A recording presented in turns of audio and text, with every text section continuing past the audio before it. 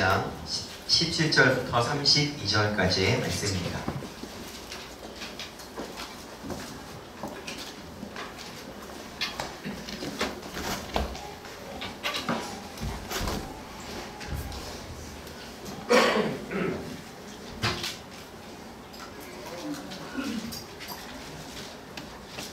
네, 여러분 다 찾으신 줄로 알고요. 저 여러분이 같이 읽죠. 교독하도록 하겠습니다. 제가 먼저 읽어드리겠습니다. 대제사장과 그와 함께 있는 사람, 즉 사두개인의 당파가 다 마음의 시기가 가득하여 일어나서 주의 사자가 밤에 문을 열고 끌어내어 이르되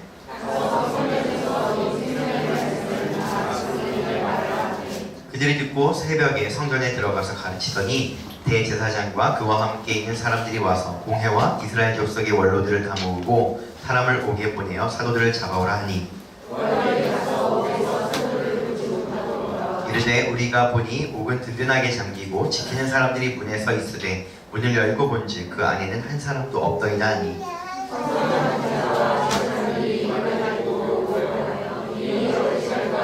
사람이 와서 알리되 보소서 옥에 가두었던 사람들이 성전에 서서 백성을 가르치더이다 하니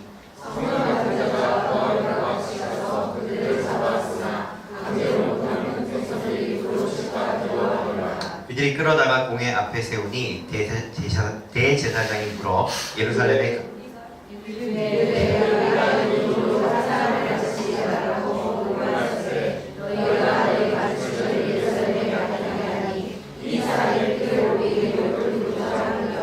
베드로와 사도들이 대답하여 이르되 사람보다 하나님께 순종하는 것이 마땅하니라. 이스라엘에게 회개함과 죄사함을 주시려고 그를 오른손으로 높이사 임금과 구주로 삼으셨느니라. 우리는 이 일의 증인이요 하나님이 자기에게 순종하는 사람들에게 주신 성령도 그러하니라. 아멘.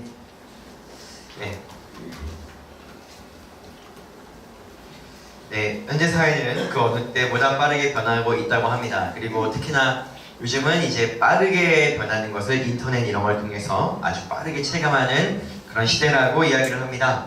네, 그런데 여러분, 우리는 늘 평안한 삶을 살고 싶습니다. 그렇지 않습니까? 그런데 평안한 삶을 사는 것이 그렇게 쉽지 않습니다. 모든 사람들이 다 쉽지 않겠지만은 그리스도인들도 만만치 않습니다. 특히 재정과 관계와 건강과 가정과 사업과 직장 그 모든 일에 평안하기를 원하는데 우리에게 문제가 한 가지 있습니다. 그게 무엇이냐면 예측하지 못한 일이 항상 우리 삶에 일어나게 된다는 것입니다. 그렇지 않습니까 여러분? 삶이 예측대로 되면 얼마나 좋을까요? 그렇게 사시는 분들이 있습니까? 그렇지 않습니다. 우리에게 평안이 깨어지는 이유는 어디에서 발생하냐면은 예측하지 못한 일이 발생하기 때문에 우리가 평안을 누리지 못하게 됩니다. 네, 바로 그것입니다. 우리가 바로 앞의 미래를 알 수 없기 때문입니다. 그래서 때로는 아직 아무 일도 안 일어나도 두려워하고 걱정하고 염려하는 장면도 보게 됩니다. 여러분 그렇지 않습니까? 걱정 사소하시는 분들 있지 않아요? 네, 아직 그 일이 오지도 않았는데 그렇게 되면 어떡하지? 라고 그러는 분들이 있지 않습니까? 참 아쉽게도 그리스도인들한테도 그런 삶은 있고 여전히 그런 것이 있다는 것입니다. 오늘 우리가 하고 싶은 이야기는 바로 그것입니다. 여러분 우리 미래를 알지 못합니다. 미래를 아는 분이 있습니까? 미래를 단 1초라도 내 앞에 펼쳐진 미래를 확실하게 아시는 분이 있습니까? 아니 모릅니다. 우리가 1초라도 미래를 알면 그 1초는 평안할 것입니다. 우리가 3초를 안다면 그 3초는 평안할 것입니다. 우리가 5초를 안다면 그 5초는 평안할 것입니다. 그럴 거예요. 그렇지 않아요? 제가 어렸을 때 기억에 주사 맞는 것이 전 참 무서웠습니다.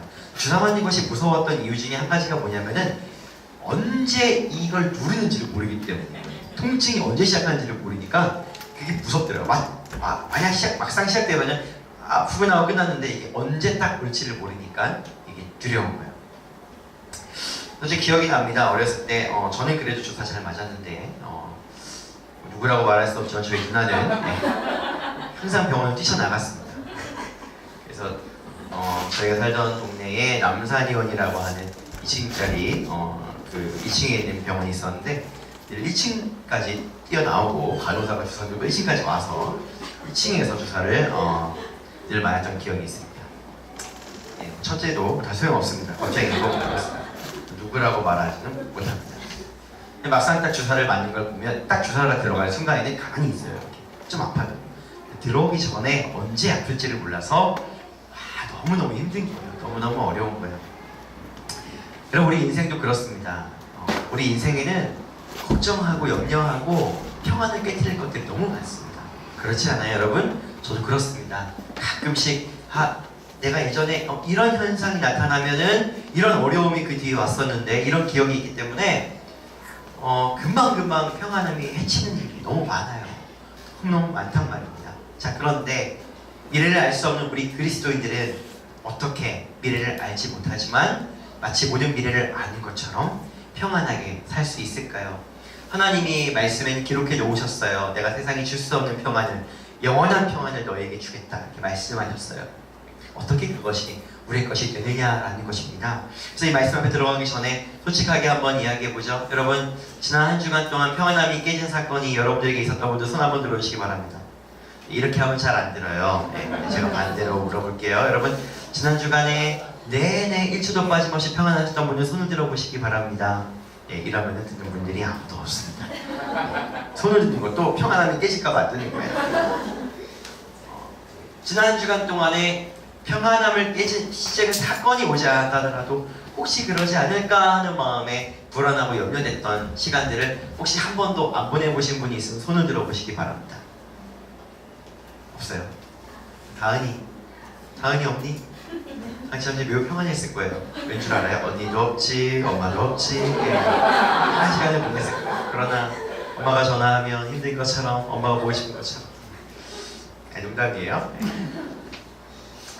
여러분이 어떻게 살 수 있느냐에 대한 이 얘기를 오늘 이 본문을 통해서 우리가 하고 싶습니다. 전달자의 전달함이 약하다 하더라도 이 말씀 안에서 여러분 깊은 답을 찾아서 여러분의 삶에 적용해서 여러분들이 정말 깊이 평안을 누리시기를 원하는 마음으로 말씀 앞에 섭니다. 여러분, 오늘 어떤 말씀이냐면은 오늘 이야기는 대략 그렇습니다. 처음으로 이 사도들이 드디어 감옥에 가두게 됩니다. 감옥에 갇히게 됩니다. 한번 읽어보겠습니다. 17절로 18절에 어떤 내용인지. 시작. 사두개인들이 사도들을 시시해서 사도들을 체포하고 사도들을 처음으로 감옥에 갇히게 됩니다. 네, 드디어 체포를 당합니다. 전에는 체포당해서 문책을 당했어요. 그런데 이번에는 드디어 처음으로 감옥에 갇히는 일이 일어나게 됩니다. 여러분, 여기 보시면은 대제사장은 아시죠? 사두개인도 아십니까? 예, 여러분들이 아는 표정 짓고 있으면 저는 안다고 생각을 하는데 혹시 모르는 분들이 계실까봐 말이죠. 사두개인들은 어떤 이제 이 바리새인, 유대인 이런 것처럼 어느 한 이렇게 하나님을 믿는데 이런 지식을 가지고 믿는 어떤 종류의 지식을 가지고 믿는 사람들이 사두개인들입니다.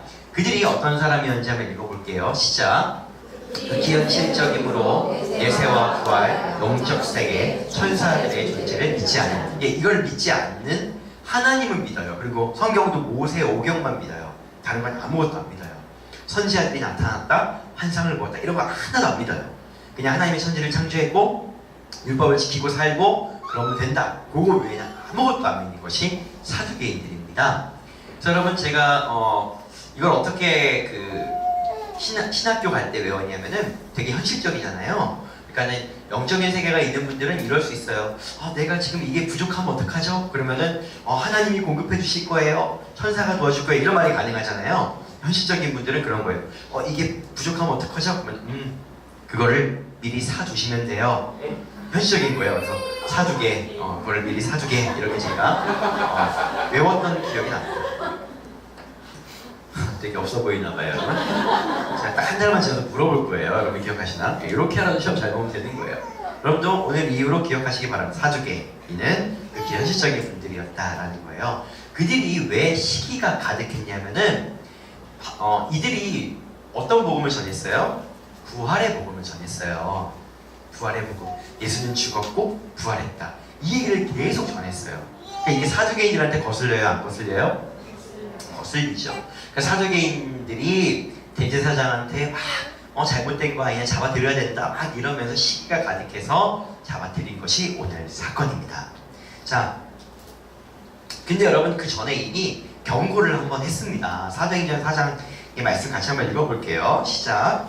이것이 그날에 퍼지신 나라에 그들을 위협하여 이후에는 이들을 왕에게 들어가지 말게 하고 그들을 불러 경고하여 예수의 이름으로 말하지 말고 가르치지도 말라. 이미 한 장 전에 그들이 사도들을 불러서 문책한 다음에 풀어주면서 다시는 예수를 전하지 말아라.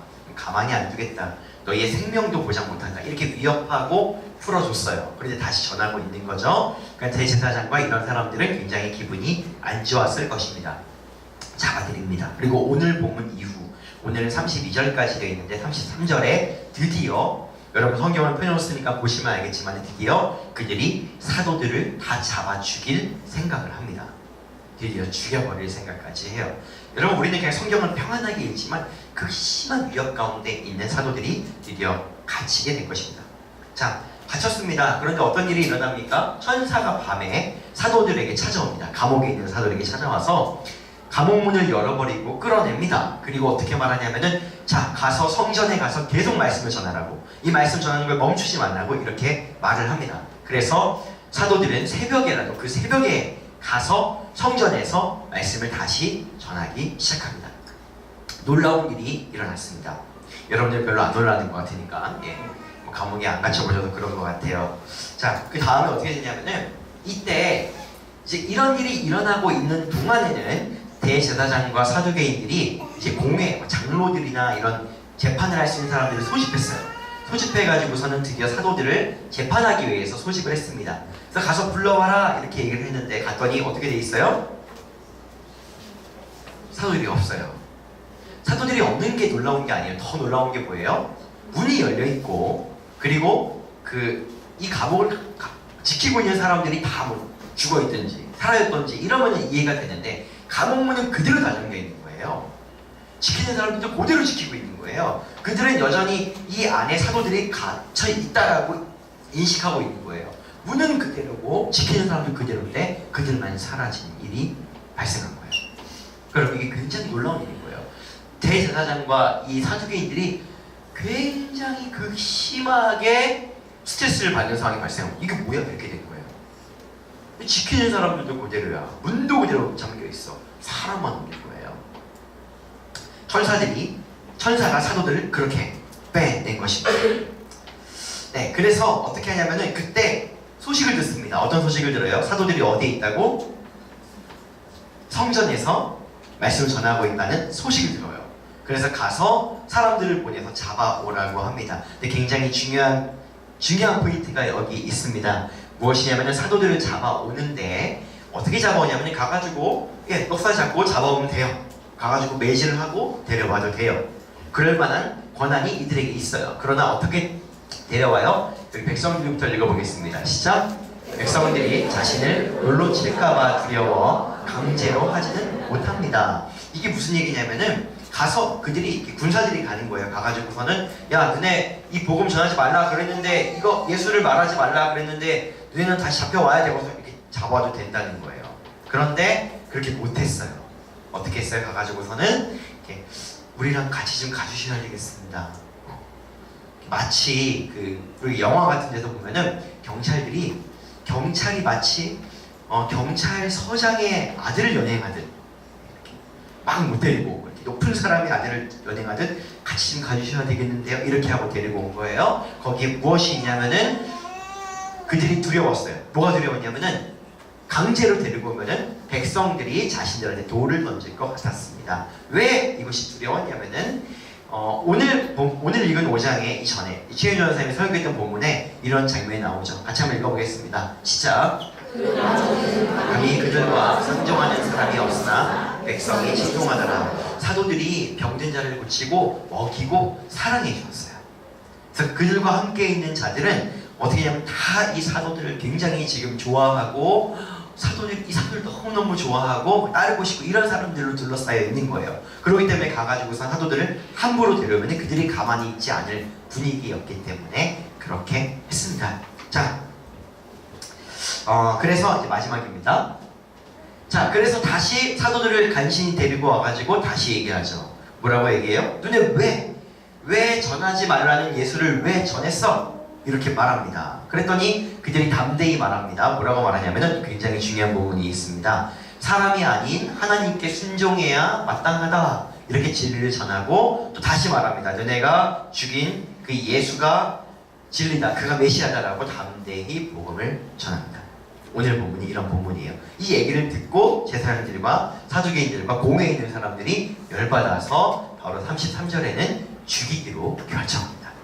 그들은 죽었을까요? 안 죽었을까요? 다음 이 시간에. 다음 시간에. 그건 다음 시간에. 자, 여러분 있잖아요. 오늘 이제 이 말씀을 우리가 쭉 보았습니다. 등장인물들은 그렇게 많지 않습니다. 그런데 얼마 안 되는 등장인물들에게는 아주 확실한 차이가 존재합니다. 극명한 차이가 있어요. 이 사건이 보여주는 차이.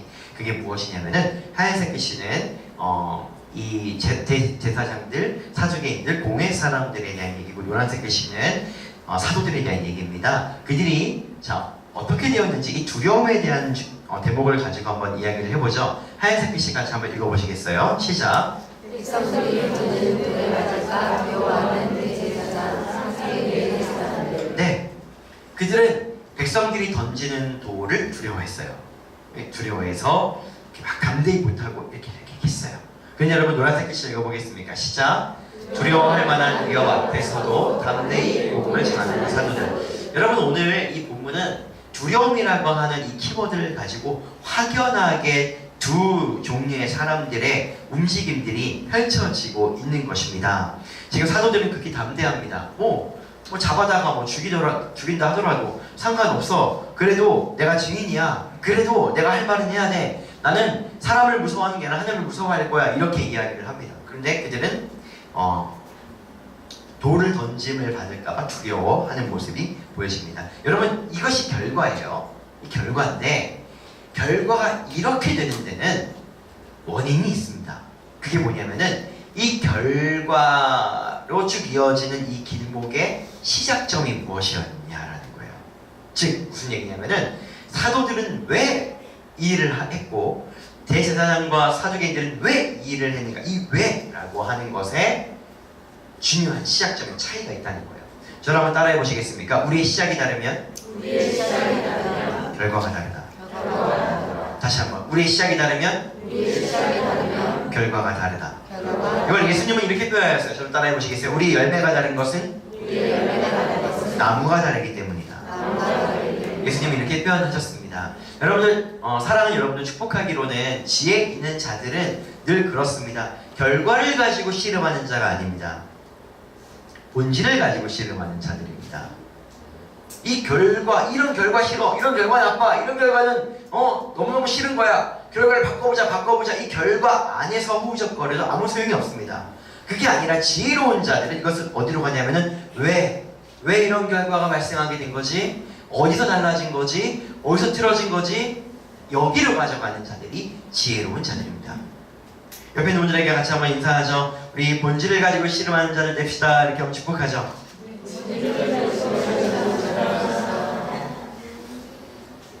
그래서 여러분 지혜로운 사람들은 늘 시작점으로 돌아가는 게 빠른 사람들이에요.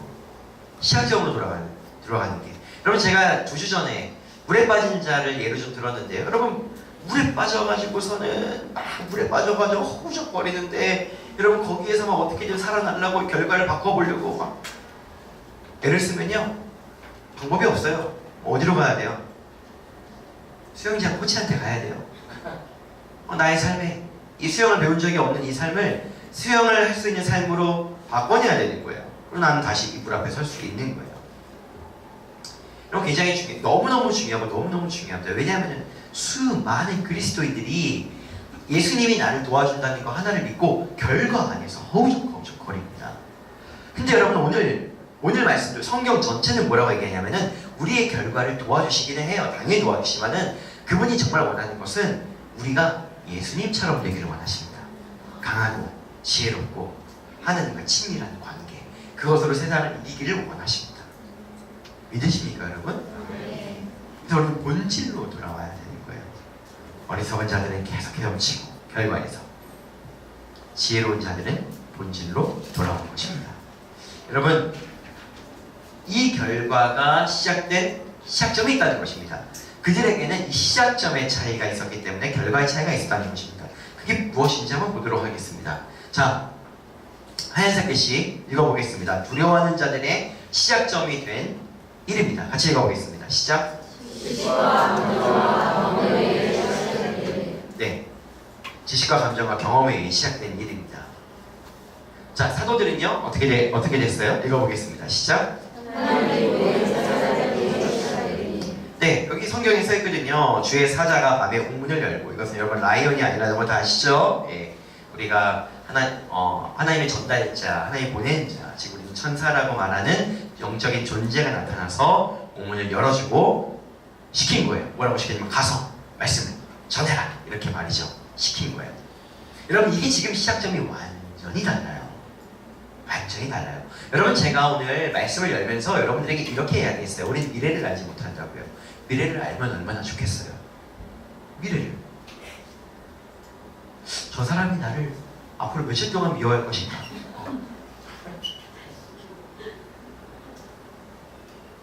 내 월급은 언제 올 것인가? 그때까지 마음의 준비하면 되거든요. 세상이 너무 불안해요. 직장을 다니시는 분들도 언제 이걸 그만둘지 너무 불안해요. 내가 가지고 있는 소중한 것들이 대체 언제까지 유지될 수 있을지 다 불안해요.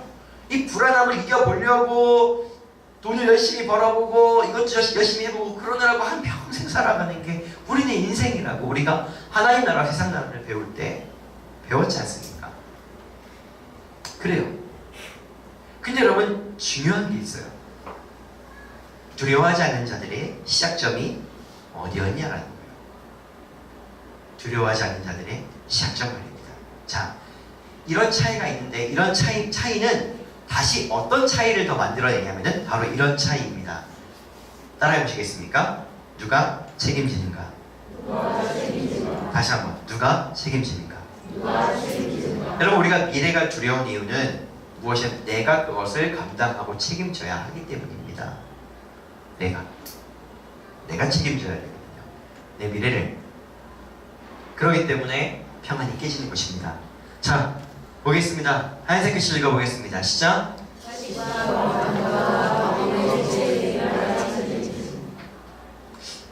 말씀이 나온 것 같은데. 우리 선생님이시죠? 예. 예, 시차 적응이 아직 안 되시고 어제 기도 안 하셨을 거예요. 여기에. 자, 다시 한번 읽어볼게요. 예, 말씀이 들어와서 뭔가 좀 이렇게 거룩해지지 않았어요. 다시 한번 읽어보겠습니다. 시작. 지식과 감정과 경험의 주체인 내가 책임진. 여러분, 우리가 무언가를 선택을 하고 결정을 할 때에 그 주체가 나라고 하면요, 나로부터 나오잖아요. 그러면 이 결과는 반드시 내가 책임져야 되는 거예요. 반드시 내가 책임지는 거예요. 반드시 내가. 그런데 여러분, 누가 하라고 그랬어요? 이 사도들한테 말씀을 전하라는 것을? 네, 하나님의 천사가 와서 얘기를 했어요. 이것은 곧 하나님의 말씀을 전달한 거니까 누가 한 거예요? 하나님이 하신 거예요. 그러면 이것을 내가 안 한다면 모르겠지만 이것을 할 때 이 결과는 누가 책임지는 거예요? 하나님이 책임지는 거예요. 다시 돌아와서 마음이 어떻게 되냐면요. 자, 다시 이제 이 과정을 쭉 겪어서의 마음을 보도록 하겠습니다. 시작. 내가 모든 결과를 책임져야 하므로 두려운 것입니다. 밑에 읽어보겠습니다. 시작. 성령께서 모든 것을 책임지심으로 담대함. 이들은 이거를 경험했어요. 옥문이 열리는 것을 경험했어요. 천사가 와서 간수들을 잠재워 놓고 자신들을 빼내가고 다시 잠궈버리는 일들이 완전히 가능하다는 것을 경험했어요. 이 이유는 어디에 있어요? 그 사도들이 무슨 일을 하기 때문인 거예요? 누가 원하는 일을 하기 때문이에요? 하나님이 원하는 일을 하기 때문인 거예요. 여러분, 오늘 말씀 여기 같이 한번 읽어볼게요. 제일 마지막이에요. 32절에 32절 말씀 같이 한번 읽어보겠습니다. 시작. 우리는 이 일의 증인이요 하나님이 자기에게 순종하는 사람들에게 주신 성령도 그러하니라 하라. 여러분, 성령님이 그들을 담대하게 해주셨어요. 그들을 겁없게 해주셨어요. 그들을 도와주세요. 근데 이 성령이 어떤 사람들한테 온다고요? 순종하는 자. 무엇을? 하나님이 말씀하시는 것을 하는 사람들에게 오시는 성령이세요. 그들이 경험한 거예요. 옥문이 열리는구나. 옥문이 열리는구나. 이런 사건은 한 번도 없던 사건이에요. 사도들에게 유일하게 존재한 이때 당시 팔레스타인 지방에서 단 한 번 일어났던 유일한 사건인 것입니다. 앞으로는 계속 일어나지만 감옥문이 열려. 우린 여기서 감옥이 열렸구나. 그랬네. 이게 아닌 거예요, 여러분. 너무너무 혼란하고 너무너무 놀라운 일인 거예요. 사도들은 이걸 경험했어요. 이걸 경험했고 그들의 경험은 더 이들의 담대함을 증가시켜줬어요. 그리고 담대하는 거예요. 그래서 그런 말을 하는 거예요. 아까 우리가 말씀 읽었을 때 그런 말씀이 있었죠. 29절에 사람보다 하나님께 순종하는 게 마땅하다 이거예요. 여러분들이 잘 기억하셔야 되는 게 있습니다. 여러분 제가 지난주에 사역자 수련회를 갔다 왔어요. 물론 이렇게 뭐 다른 나라로 갔다 왔지만은 뭐 다른 나라일 뿐이지 다른 것은 별로 없었습니다. 근데 만약에 여러분들이 여행을 간다고 생각을 해보세요. 누군가가 여러분들한테 여행 가자고. 근데 여러분 그 여행 가자고 하는 사람이 내가 돈이 없어요. 괜찮아, 내가 책임질게. 오라 그래요. 근데 그 사람 돈이 10,000원밖에 없어. 여러분 가시겠어요? 한 10만원 있어요. 가시겠어요? 10만원이면 전 양평 정도는 갔다 오겠어요. 네. 밥 한 끼 사줄 테니까. 한 50만원 있어요. 그럼 어디까지 가시겠어요? 대전 정도까지. 대전에서 50만원 쓰기 쉽지 않은데 네. 거소리를 많이 하시나봐요. 자, 100만원 있으면 어디 가시겠어요? 제주 정도까지 가시겠어요? 네.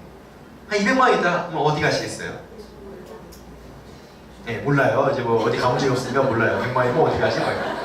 말 잘못하면은 목사님한테 한 소리 들을 것 같고 예, 두려움에 갇혀서 말을 못하고 있어요. 여러분 굉장히 중요한 게 내가 어느 만큼의 능력을 가진 존재의 말을 듣느냐는 그 존재가 가진 능력을 어느 만큼 누리느냐랑 똑같은 거예요. 이해가 되십니까?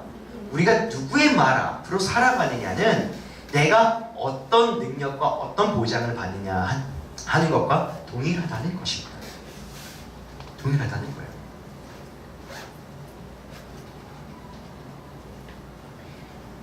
하나님은 무한대의 능력을 가지신 분입니다. 여러분 우리의 삶에 옥문이 열리기를 원하지 않으십니까?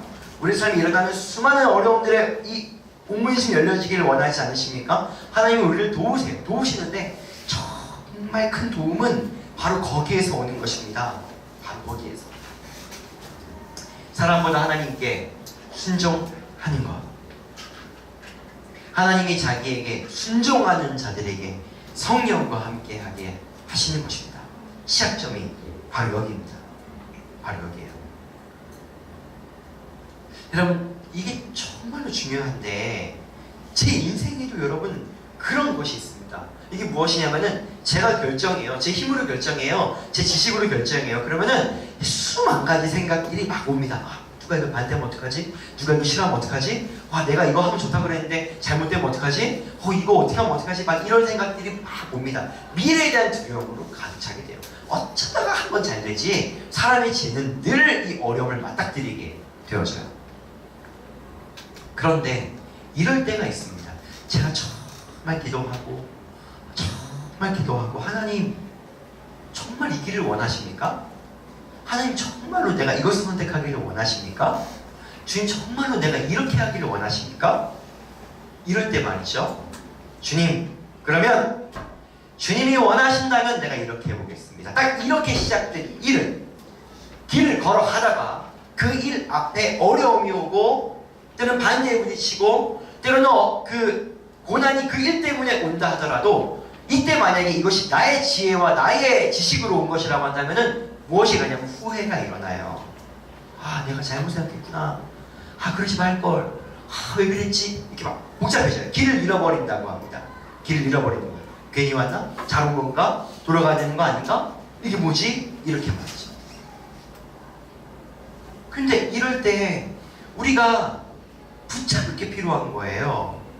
내 경험과 내 지식으로 결정했으면 뭘 붙잡아요? 나밖에 못 붙잡는 거예요. 나라는 존재가 얼마나 약해요. 너무 약해요. 우리라는 사람이 어떠냐면은 이게 담임 목사가 이렇게 막 인사하라고 하잖아요. 사랑합니다, 축복합니다, 옆에 인사하세요. 그랬는데 이쪽 왼쪽에 사람은 환하게 인사해줘요. 오른쪽에 사람은 네, 사랑하고 축복합니다 이렇게 인사해줘요. 집에 가서 계속 생각해요. 내가 뭘 잘못했나? 나를 싫어하나? 아, 난 쓰레기야. 하면서 막 사람은요, 사람의 이 얼굴 근육 하나 가지고도 수많은 오해를 하고 막 흔들리고 그래요. 우리 나약하기 때문에, 타약하기 때문에. 그렇지 않습니까, 여러분? 그렇지 않아요? 마찬가지예요. 여러분들 우리가 열심히 일하시는 여러분들, 정말 열심히 일하잖아요. 여기 열심히 일 안 하는 분들이 어디 있어요? 진짜 열심히 사세요. 진짜 열심히 사는데 그 열심히 사는 게 나의 직장의 영원함을 보장해 주지를 않아요. 그렇지 않습니까? 열심히 뼈 빠지게 산다고 돈을 잘 버는 시대가 아니에요.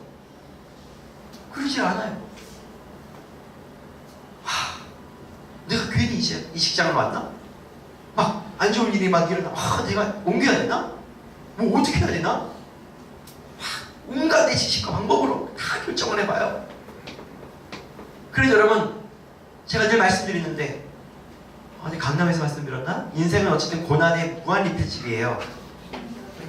저랑 따라해보시겠어요? 여기 했어요. 제가 여기서 카라오케에서 한 것 같은데. 그럼 저 따라해보세요. 인생은 고난의 무한리필집이다. 와, 끝도 없어요. 살아보니까 하나 끝나고 하나 오면 차라리 감사해요. 하나 끝나고 극심한 절정에 이르렀는데 또 와. 이거 어떻게 또 와. 이게 인생이에요. 이거는 여기서 벗어날 수 있는 사람은 아무도 없어요. 이건희 회장도 못 벗어나요. 여기서는 빌 게이츠도 못 벗어나고 아무도 벗어날 수 없어요. 모두가 자기를 의지하면 후회를 하고 모두가 자기를 의지하면 내가 나를 붙잡으면 같이 쓰러질 뿐이에요. 근데 어떻게 가냐면 그렇게 가는 것이 이것의 시작이 바로 이 열매의 시작이 누구로부터였는가 라고 하는 것은 정말 많은 것에 변화를 일으킵니다. 여러분, 제가 그래요. 제가 막 흔들립니다. 가끔씩 막 흔들려요. 너무한다. 어떻게 하면 좋을까? 내가 너무 지혜가 부족하다. 막 흔들려요. 막 흔들립니다. 여러분, 이렇게 흔들릴 때는 아무 일도 저한테 일어나지 않아요. 근데 언제냐면 제가 가만히 묵상합니다. 뒤로 돌아가요. 내가 이걸 왜 했지? 이걸 내가 왜 시작했지? 이걸 내가 왜 했지?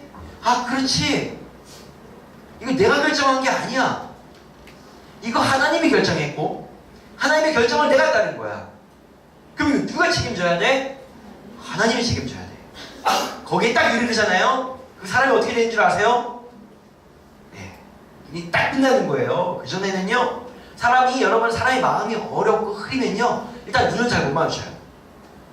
잘 못 마주쳐요, 눈을. 그리고 질문을 하거나 그러면은 이렇게 막 눈이 막 잘 흔들려요, 이렇게. 그냥 나 자신한테 지금 자신감이 없어 그래요. 힘들고 아프니까 그래요.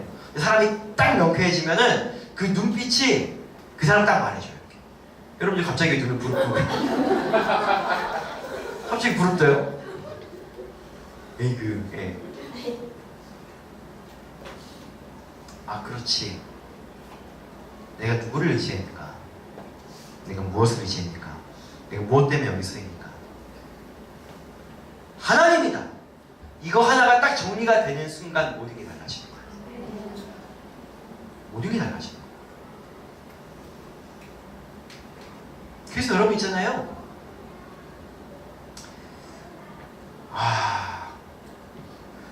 하나님으로부터 온 일은 영적인 일이에요.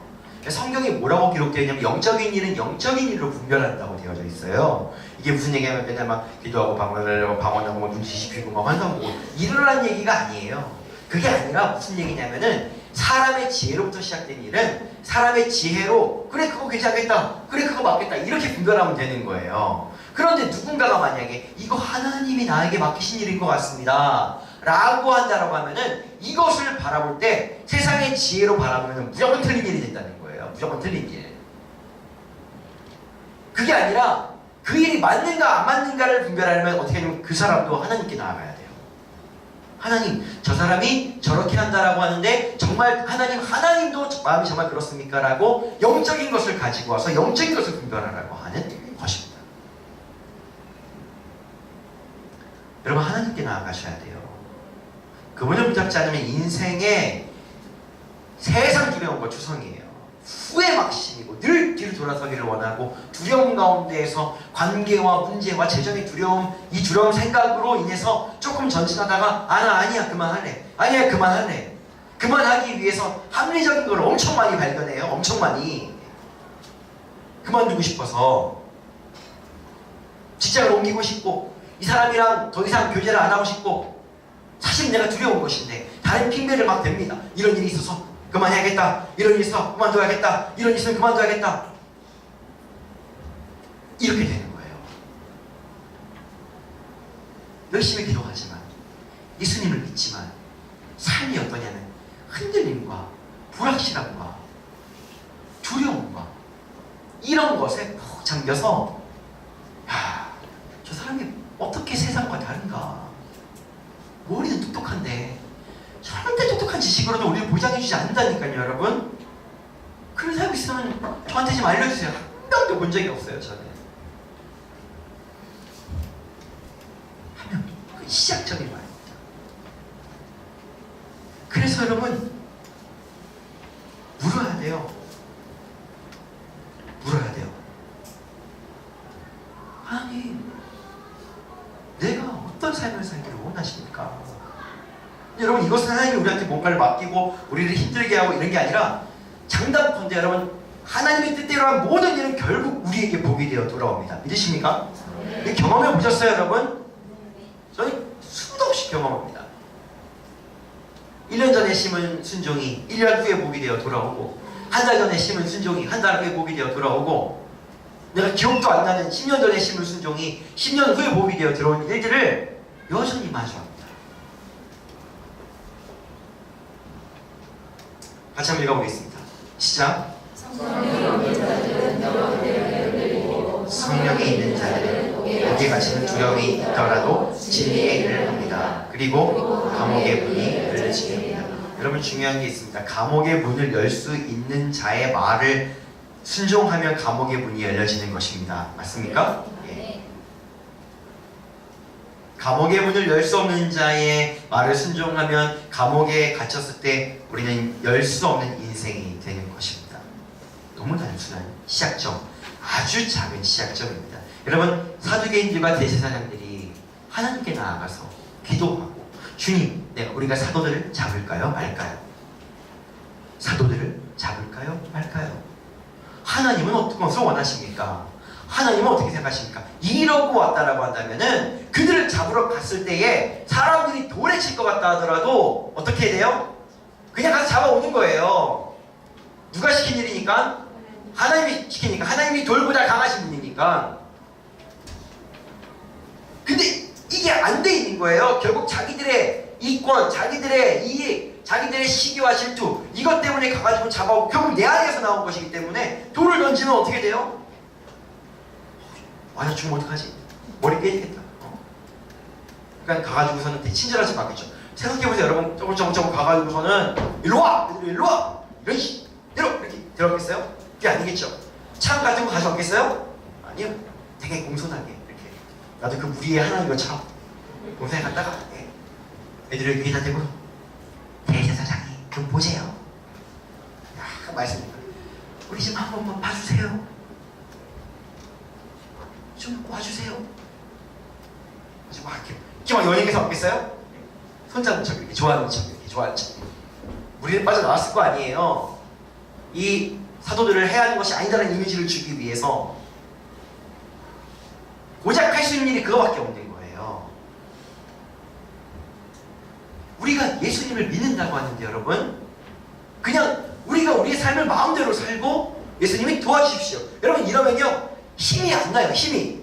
기도하는데 힘이 납니까? 가끔은 힘이 납니까? 가끔. 근데 주님, 내가 왜 여기 있습니까? 이 고난이 누구 때문에 있는 것입니까? 하나님 때문에 있는 거 아닙니까? 하나님. 그러면 하나님이 책임지시겠죠. 그러면 여러분 이제 기도하는데 막, 여러분 제가 여기서 혼자 기도하는 거 보신 적 있어요? 제가 여기서 기도하는데 와가지고 만난 분이 딱 3분 있어요. 우리 교회에. 저 기도하러 많이 와요 여러분. 좀 오세요. 오늘 소리를 혼자 버럭버럭 질러요. 여기서 막 이렇게 버럭버럭 지르고 있어요. 이 길을 가게 하신 분은 하나님이시니 나는 부족함이 없을지어다. 선포하고 아무것도 필요 없지. 아무것도. 미래를 몰라도 미래를 아시는 분이 누구예요? 예, 미래를 아시는 분이 시켰으면 된 거예요. 맞습니까? 돈이 없어도 여러분 세상에 가장 부유한 분이 누구세요? 하나님이세요. 그럼 된 거 아니에요? 그거 하나 그건 쫙 전진하는 그거 하나 가지고.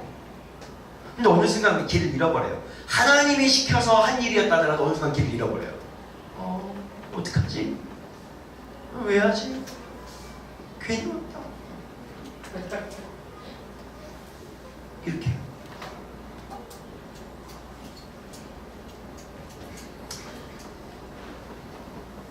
여러분 그래서 우리가 너무 중요한 게 있는데 우리는 오늘도 비나이다가 아니라 하나님하고 연결이 돼야 돼요. 하나님하고. 하나님, 제가 직장에서, 가족에서, 관계에서, 재정에서 너무 어렵습니다. 하나가 해결되면 또 하나가 오고 한 산을 넘은 것 같으면 더 큰 산이 옵니다. 지금 나를 도와주시기를 원합니다. 내가 어떻게 살면 좋을까요? 어떻게 하면 좋을까요? 주님은 어떻게 생각하십니까? 오늘도 이 주님과 만나야 돼요. 이 주님과. 근데 그럴 때에 정말 받아들이기 어려울 때가 있어요. 제가 진짜로 내가 왜 저 사람한테 져줘야 되지? 내가 왜 이 상황에서 낮아져야 되지? 나 잘못한 거 하나도 없는데? 승질이. 그분이 저한테 뭐라고 말씀해요? 원영아, 네가 낮아지고 네가 용서하면 되는 거야. 그게 쉬우면은 벌써 했죠. 그 누구 때문에 하는 거예요? 하나님 때문에 하는 거예요. 내가 저한테 낮아져라, 져줘라 얘기하는데 이거 안 할 수 있는 이유는 수백 가지 찾을 수 있어요. 나는 옳고 내가 똑똑하고 내가 잘했고 과거를 그럼 내가 더 선하고 훨씬 더 많다니까요. 그런데 우리는 한 가지 이유에 그 길을 가는 거예요. 어떤 이유? 하나님이 가라고 하니까 그 길을 가는 거예요. 그래서 똑똑한 사람들이 그 길을 못 가요. 영적인 얘기는 전혀 할 수가 없어요. 하나님과 이 커넥션을 하는 게 없으니까 그냥 잘했냐 잘못했냐 이거밖에 없는 거야. 세상의 지혜로 크리스천들도 충분히 헤아릴 수 있는 헤아림으로 판단하고 적용하는 거예요. 아니죠. 그게 아닌 거예요. 그러니까 담대함이 없는 거예요. 하나님, 제가 많은 사람들을 만나요. 참 사람들의 마음 안에 이런 게 오면은 힘을 내더라고요. 이 직장 하나님이 주신 것이다. 여기 하나님이 주신 것이다. 이 사람 하나님이 주신 것이다. 그럼 외롭고 힘들어도 버티려고 하고 가려고 하고 마침내 그 안에서 하나님의 복을 받아요. 복을 받아요. 진짜 박수 쳐주고 싶어요. 박수를 막 쳐주고 싶어요. 왜냐하면 그 길을 그렇게 가는 게 쉬운 일이 아니거든요. 세상으로 볼 때 멍청한 행동을 하는 것 같거든요. 때로는. 너무 박수 쳐주고 싶어요. 진짜 잘했다고 이렇게. 우리를 비워내야 됩니다. 여러분, 우리가 이 담대함을 길을 살려면, 두려움 없는 길을 살려면 일단은 소망 없는 나를 비워내야 돼요. 하나님, 내 생각은 이러하지만 성령님이 주시는 마음을 가지고 난 가기를 원합니다. 근데 나를 붙잡고 가봤는데 아무런 소용이 없습니다. 하나님 붙잡지 않으면 다 소용이 없습니다. 나를 비워내고 가야 돼요. 특히 남성분들은 옳고 그름에 대한 판단을 비우시고, 여성분들은 감정에 대한 것들을 비우시고, 내 감정은 이러하지만은 성령님이 주시는 마음을 받아들이기를 원합니다. 내 판단은 옳고 그름은 이러하지만은 성령님이 주시는 이 판단을 내가 받아들이기를 원합니다.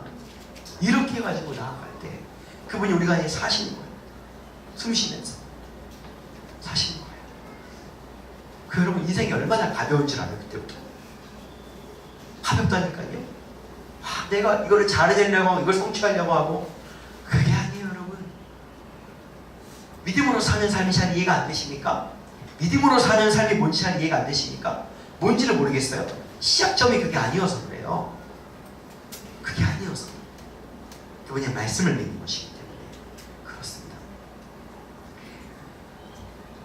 그리고 여러분 이렇게 하나님과 연결되어 살면 살수록 어떻게 되면 그 사람이 점점 더 예수님을 닮아가요.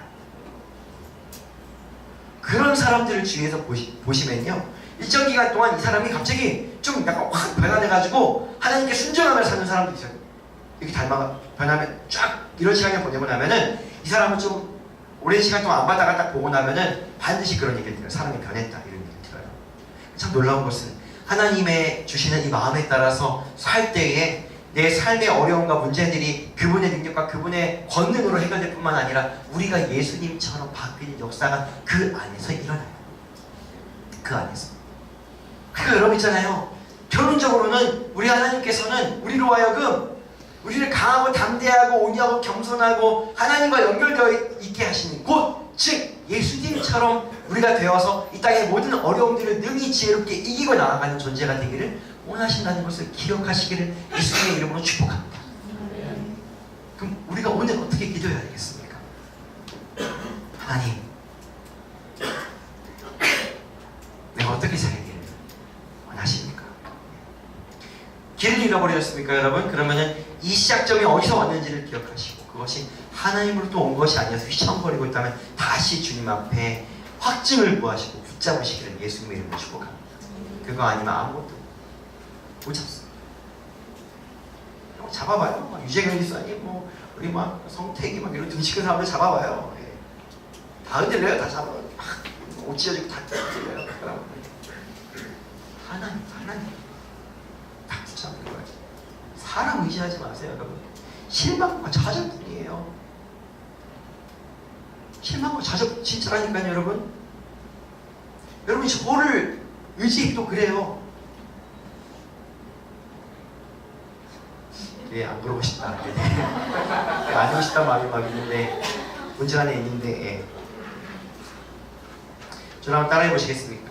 보시겠습니다. 우리는 수만 가지 이유 때문에 선택하는 삶이 아니라 한 가지 이유 때문에 선택하는 인생이다. 다시 한번 기억하고 붙잡으시길 예수님의 이름으로 축복합니다. 다 아는 내용이지만 말이죠. 그것을 무엇이라고 말하면 하나님을 경외하는 거라고 말하는 거예요. 존중하는 거예요. 가장 존중하는 거예요.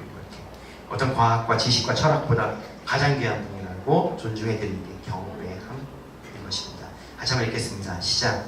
그는 어떠한 상황에 있는 사람들에게도 소망을 말씀하십니다. 강물 같은 인생에서 우리를 열리고 소망하십니다. 네, 우리가 그렇게 나갈 때 말씀하세요. 그렇지, 너의 삶이 정말 칠흑 같은 어둠이지. 정말 너무 어렵지. 진짜 힘들지. 그래, 내가 안다. 내가 돕기를 원한다. 내가 너에게 소망을 선포하니 너는 나를 따라오거라. 내가 너의 삶에 아무런 소망이 없는 너의 삶에 반드시 소망을 이루리라. 언제라도 이 일을 반드시 말씀하시는 분이십니다. 다 붙잡으시는 거예요. 자, 계속 읽겠습니다. 시작. 하나님을 구하는 것은 세상이 우리를 두렵게 하고 세상에서 승리하는 유일한 방법입니다. 믿으십니까? 자, 또 읽겠습니다. 시작. 은하에 짙을수록 그거는 빛나고 악함에 짙을수록 하나님은 특별하고 어둠에 짙을수록 영광이 찬란합니다. 그리고 이어서 세상의 지식으로 판단으로 사는 사람들이 많을수록 그리고 하나님의 뜻을 붙잡고 사는 사람 앞에 때로는 고난이 많을수록 마침내 그러나 하나님의 뜻을 붙잡은 것이 진짜 옳은 길이었다라고 하는 것이 더 빛나게 증거될 것입니다. 마지막입니다. 같이 읽고 마치죠. 시작. 예수님으로부터 시작될 일로 미래를 알 수 없다고 예수님께서 책임지시며 여러분에게는 순수한 성도들이 되시기를 축복합니다. 여러분, 이 설교가 끝나고 나서도 우린 여전히 미래에 대한 두려움 앞에 설 것입니다. 미래를 아시는 그분을 붙잡으시기를 축복합니다. 미래를 아시는 그분을 붙잡으시기를 축복합니다. 미래를 아시되 우리를 죽기까지 사랑하신 그분을 붙잡으시기를 축복합니다. 네, 이 마음은 이제 우리가 성찬하면서 조금 더 담아서 그분 앞에 나아가도록 하고요. 제가 기도하고 마치겠습니다. 감사합니다. 주님, 아버지, 대제사장들, 사두개인들, 엄청난 권한을 가진 자들이라 할지라도 작은 돌멩이 하나를 무서워했던 것은 그들의 일의 시작이 어디로부터 왔는지 그들 스스로에게서 왔기 때문입니다. 아무것도 가지지 못하고 약한 자들이라 하더라도 예수로부터 온 일을 길 걸어가는 자들은 죽음을 두려워하지 않는, 옥문에 갇힌 자더라도 옥문이 열려지는 역사를 보게 될지니 오늘 우리 가운데 그 길을 가는 사람들이 날마다 옥문이 열려지는 놀라운 일을 보게 하여 주시옵소서. 오늘 그 길을 사모하고 걸어가는 모든 자들에게 부어주실 성령님을 사모합니다. 감사하며 예수 그리스도의 이름으로 기도했습니다. 우리 성찬을 준비하면서 찬양하는 시간이 나가겠습니다. 이 찬양 부르면서 여러분, 계절이 지나가고 세월이 흔들려도 진짜 변하지 않는 것은 유일한 생명이신 예수님밖에 없다는 이 고백을 가지고 여러분 나아가시기를 예수님의 이름으로 축복합니다.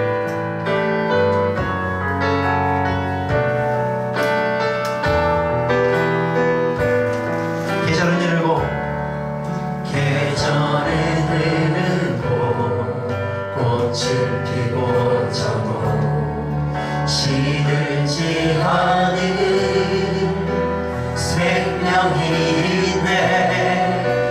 그알 수 없었던 죄인 나에게 생명의 주님 자신. 다시 한번 부를게요. 계절은 흐르고 계절은 흐르고 꽃은 피고 져도 시들지 않은 생명이 있네. 바랄 수 없었던 죄인 나에게 생명의 주님 자신을 주소. 나의 삶은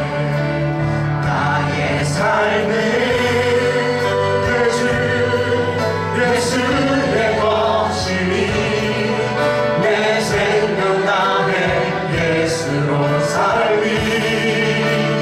내 모든 것 내 주 예수의 것이니 내 전부 되신 나의 삶은 내 주 예수의 것이니 나의 삶은 내 주 예수의 것이니 내 생명 나의 예수로 살리.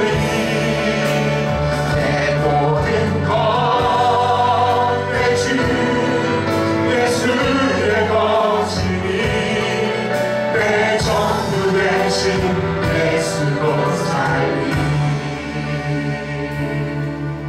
이제 예수님의 명령에 따라서 예수님을 기억하는 성찬 예식을 진행하도록 하겠습니다. 이 예식은 우리 예수님이 직접 세우신 예식입니다. 직접 하라고 하신 예식입니다. 그리고 그분이 다시 오실 때까지 꼭 하라고 말씀하신 것입니다. 왜냐하면 우리가 그분을 기억해야 하기 때문입니다. 여러분, 이 예식은 우리가 그리스도인들의 삶 가운데 다시 한번 예수님을 붙잡은 새로운 힘을 공급하고 우리가 누구인지를 깨달아 죄와 고난과 유혹에서 승리할 수 있는 힘을 우리 가운데, 그 믿음을 더하여 줄 것입니다.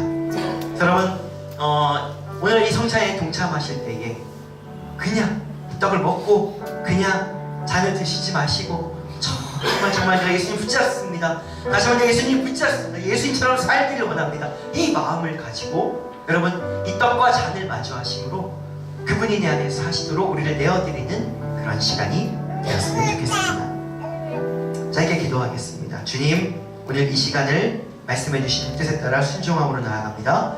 오늘 이 시간 하나님이 하시고 싶은 그 일을 성찬을 통해 이루어 주시옵소서. 예수님의 이름으로 기도했습니다.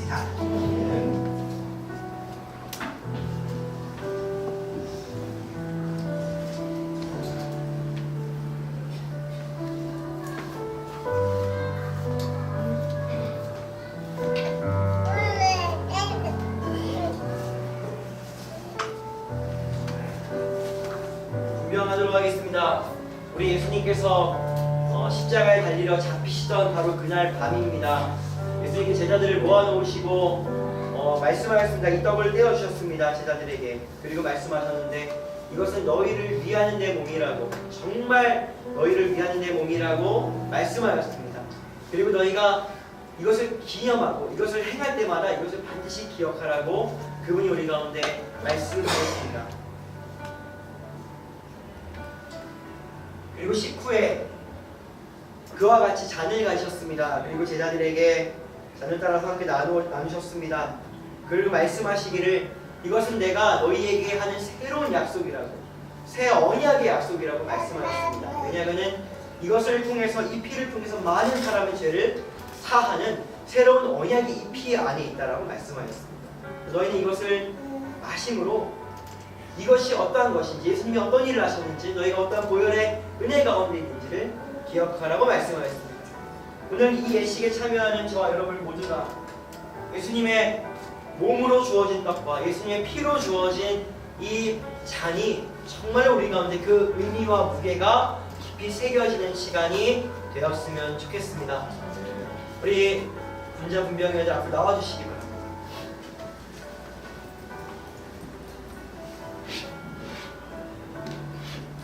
분병하기 전에 설명을 드리면 저희가 떡을 받으시고 기다렸다가 제가 선포함 가운데 다 같이 들도록 할 것입니다.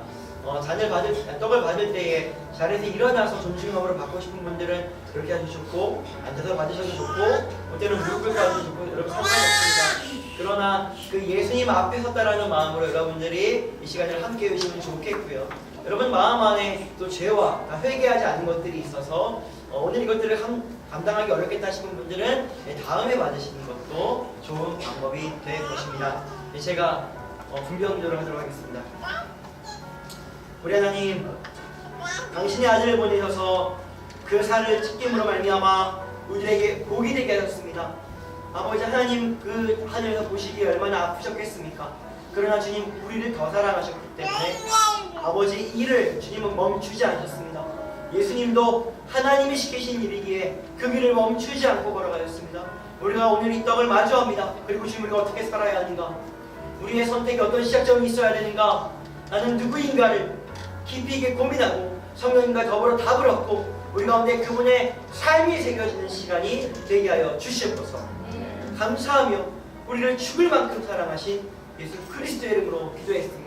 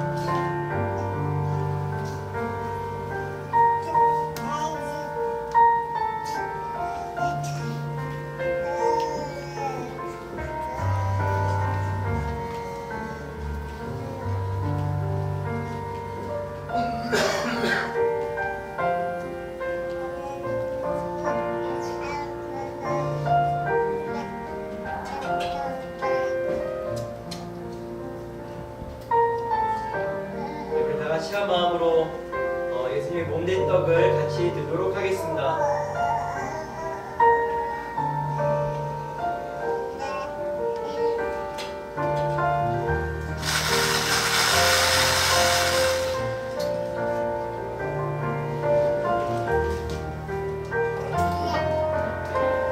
주님,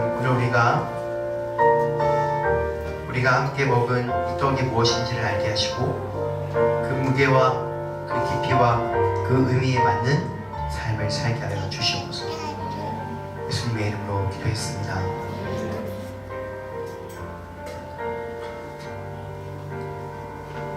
네, 잔을 나누도록 하겠습니다. 하나님, 당신의 아들의 보혈입니다. 모든 사람의 생명과 박보로 그 값어치가 떨어지지 않는 보혈이 너무나도 쉽게 우리 앞에 놓여 있습니다. 아버지, 우리가 이것을 값싼 보혈로 받지 않게 하여 주시고, 아버지, 이 보혈의 무게가 무엇인지를 알게 하여 주시고, 그것이 오늘 우리 가운데 새겨지는 시간이 되게 하여 주시옵소서. 예수님의 이름으로 기도했습니다.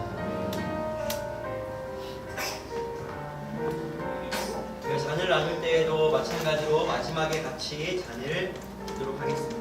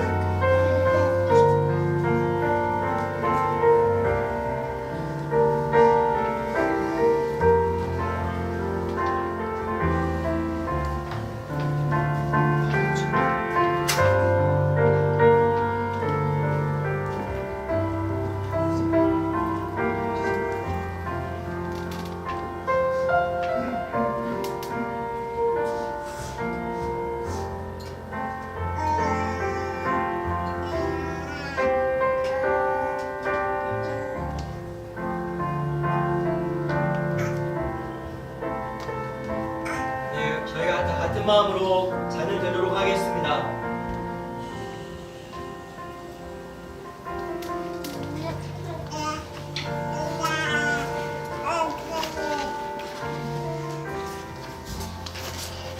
예수님, 당신의 피와 함께합니다.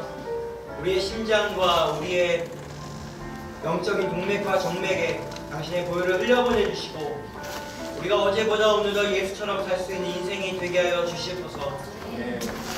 이 무게에 합당한, 성찬의 무게에 합당한 열매를 맺을 수 있도록 우리를 도와주시기를 원하며 감사하며 우리 예수님의 이름으로 기도했습니다.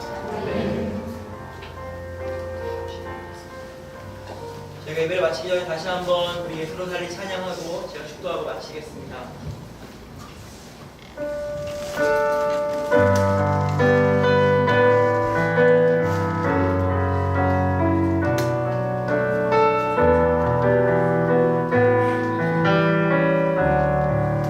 계절은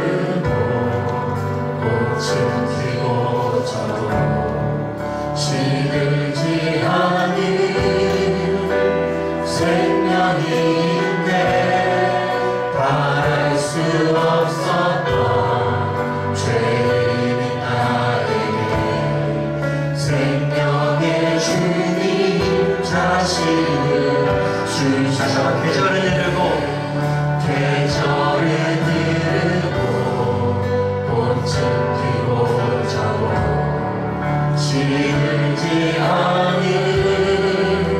생명인데 바랄 수 없었던 죄인인 나에게 생명의 주님 자신을 주셨네. 나의 삶은 내 주 예수의 것이니 내 생명 가운데 예수로 살리 내 모든 것 내 주 예수의 것이니 내 전부 되신 나의 삶은 내 주 예수의 것이니 나의 삶은 내 주 예수의 것이니 내 생명 가운데 예수로 살리 내 모든 것 내 주 예수의 것이니 내 전부 되신 예수로 살리. 기도하겠습니다. 주님, 이제 주의 종이 한 달간 하나님께서 말씀하시는 길을 떠나고자 합니다.